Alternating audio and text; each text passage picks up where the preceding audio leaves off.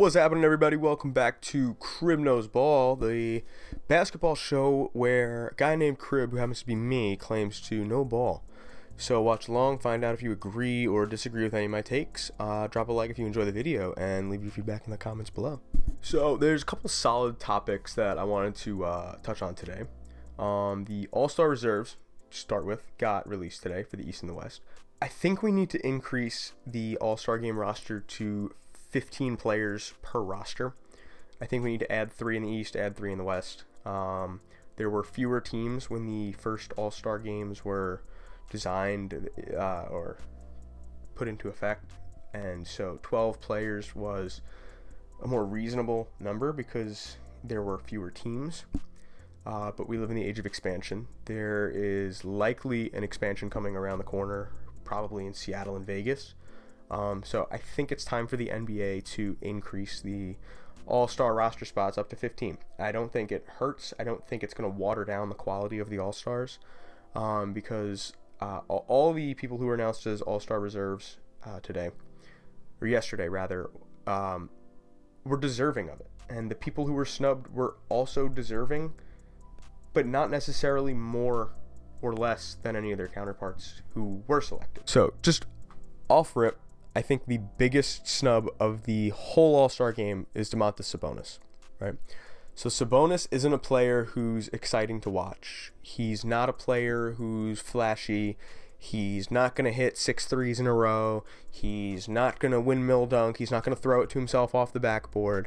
But what Sabonis is going to do is average 20, 13, and 8.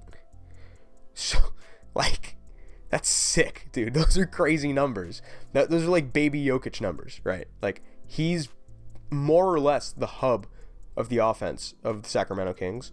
Don't get me wrong, De'Aaron Fox, who was also snubbed, is also an incredible player who's been having an incredible year. Started off really hot, looked like unbelievable to start the year, has cooled off a little, but is still having his best year to date.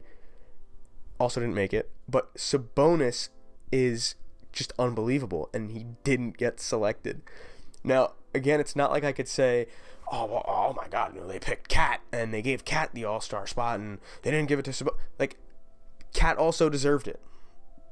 Any one of the other guys, any other of the reserves, LeBron deserved it. Anthony Davis deserved it.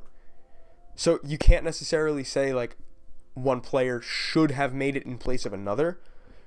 But it's getting to the point where every year the snubs are getting so egregious that all-star players or all-star quality players having all-star caliber seasons are not making the all-star game.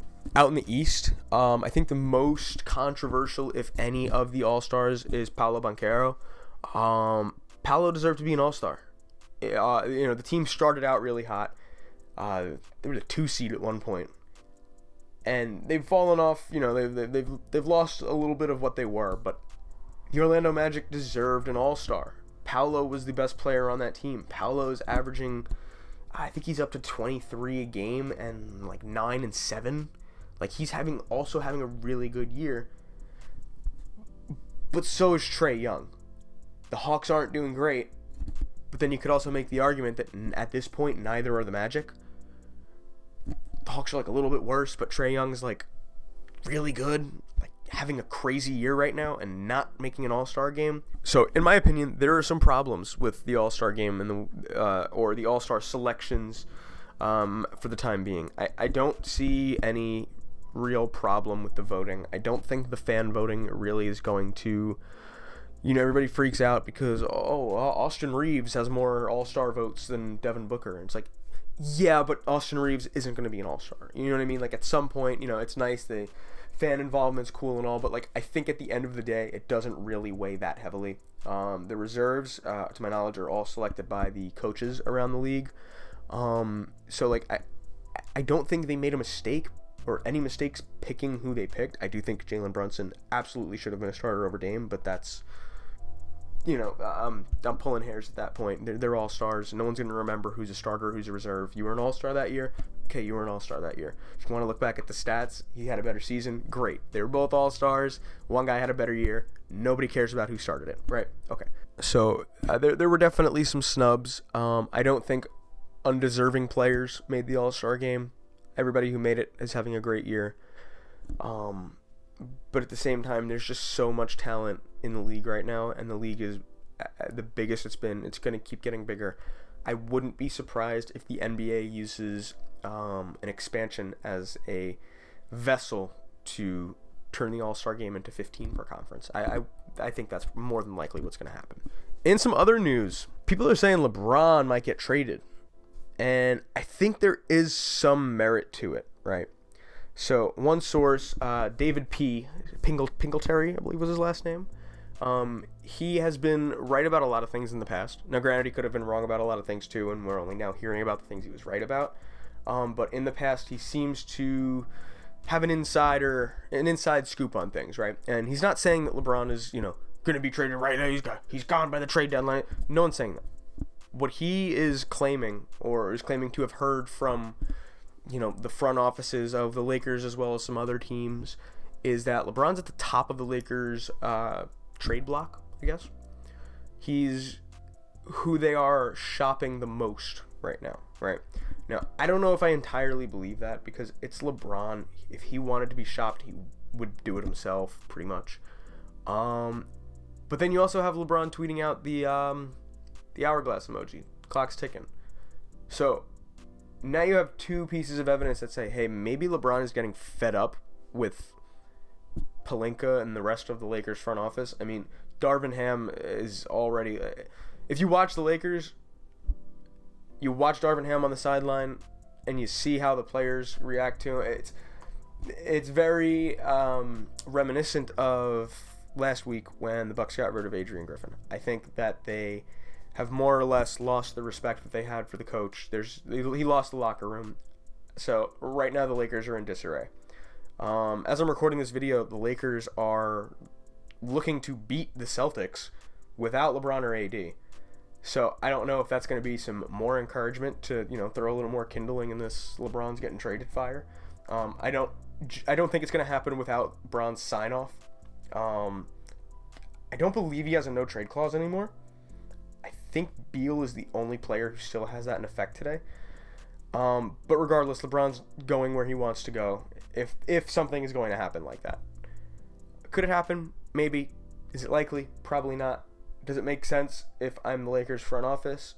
Probably. I'm probably going to try to move AD and LeBron, but I don't want to get too ahead of things. I don't think they should. I'm not saying they got to blow it up right now. You have two, you have one of, if not the greatest player of all time, and you have, Anthony Davis, who's Anthony Davis when he's playing, which he's been playing. And he missed the game tonight against the Celtics, but he's been really healthy. I mean, he's played I forget what it was, 92 out of the last 100 games, he's been playing. He's been healthy. So if you have those two guys, you're not looking to blow it up. You're not looking to trade them away. You're not looking to take a loss on these assets that you have that are so valuable. That being said, right now there's a lot of teams. Granted, it's Anthony and LeBron James, but there's a lot of teams right now that would throw you an arm and a leg for either one of them. A lot of teams are looking to bolster their front courts. I don't know. I'm just saying. And finally, just one last topic that I want to talk about in this video is the need for a big man on some teams. Specifically, my two teams, the Thunder and the Knicks, right? So, obviously, the Thunder are not a large team. I mean, Chet's our big man. Chet's freaking awesome, but Chet weighs 25 pounds more than me. So I think that the Thunder, and I believe this has been out in some reports too, are actively shopping the market for a big man, preferably who can space the floor. But at this point, I don't know how much that matters, because everybody else on the team except Giddey can space the floor. So I don't think that's a huge priority, but I think it would be a nice thing for them to have. But the Knicks as well, also in the market for a big man, right? I mean, we lost Mitch a couple weeks ago. Hartenstein has stepped up huge. He's been a dog. But it's Isaiah Hartenstein. The Knicks really look like contenders this year. They look really good. we're a great rebounding team, but how much of that is hustle and how much of that is still going to be something that we can produce in the playoffs? I personally believe that the Knicks should go for a player like Clint Capella, right? So Clint Capella is glass cleaner, play finisher, and just you're a traditional big who doesn't need to play with his back to the basket to be effective, right? You could throw Clint Capella on a lot of teams, and he's going to produce and be a positive player when he's on the floor. And I think the Knicks are no exception to that. The Knicks have a lot of spacing right now, a lot of solid three-point shooters. Jalen Brunson actually just accepted that he's going to be in the three-point contest, so that's kind of cool. He's shooting, I think it's 42.6% this year, so he found his stroke. He found it. I think that the Knicks could use a player like Clint Capella. I don't think the asking price would be too high. The Knicks have a ton of first-round picks and second-round. We got a lot of equity we could trade, a draft capital, right? And I think that a move could be made for a guy like Clint Capella, and I think that greatly increases the Knicks' ceiling, right? Do they need a superstar? Maybe. Would it help? Yeah. How many of these, and I don't want to say role player to minimize what they're doing, but how many players can we add that are stars in their role, right? At what point do we need to add a superstar, right? Because that's what a lot of the discourse around Knicks Twitter and everybody, the Knicks need a superstar. They need a real 1A. Jalen Brunson is that 1A, by the way. But they're saying they need a big swing. We need a superstar in order to actually be a contender. I think the Knicks could be the exception. They have so many guys who do so much of everything. Like, you have a really versatile cast on the Knicks right now. You have shoot, defend, rebound, hustle, playmate. You got like some serious talent on the Knicks, and everybody is starting to really gel into their responsibilities and roles within the team. So I could see the Knicks being like in 2003, 2004 Pistons team, where nobody expects them to win because they don't have some, blockbuster superstar, and there's not a lot of belief in that they can do it when there's teams like the Celtics and the Bucks and these top-heavy teams. And I think if the Knicks stay healthy, and I think if we don't start deferring to Julius Randle in the playoffs extensively, to the point where he's the most shot attempts, he's the most this, like, if we can just keep playing the way that we're playing, I think the Knicks could honestly outplay anybody in the 7-game series, right? So, and that's in their current status. Adding a guy like Clint Capella, filling in that role of, we lost Mitch. Okay, you want to add in Clint? That's like I would maybe take the Knicks to go to the finals. And a little bit biased, but like watch the Knicks play, man. They look so good since they got OG.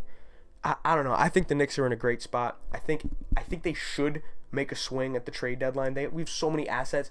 You're contending. This is the time where you want to throw all those assets, those future picks, those, like, I don't want to say Miles McBride because I love me some Miles McBride, but like, if you can throw McBride and picks and Fournier and you can pull back something really nice, I think you do that. This is the best the Knicks have looked in a decade. It's time to capitalize. It's time to let's go. Like, I mean, this isn't like, a situation where the Thunder have, their whole core is under the age of 24 and they're like a top seed in the West. This is like a team where a lot of these guys are in their primes, are playing the best ball they've ever played, and I think now is the time to go all in on the Knicks. But yeah, guys, that's going to wrap things up. I do have a special request for the 30 of you who may be watching. Send me some videos. Send me a vertical selfie video like this of you giving me your hottest take. I'm going to chop them all up, mash them all together. We're going to react to them one by one, and you might be in the video. So yeah. But until next time, hope you guys enjoyed. Like I said earlier, drop a like, leave a comment with some feedback, and see you guys next time.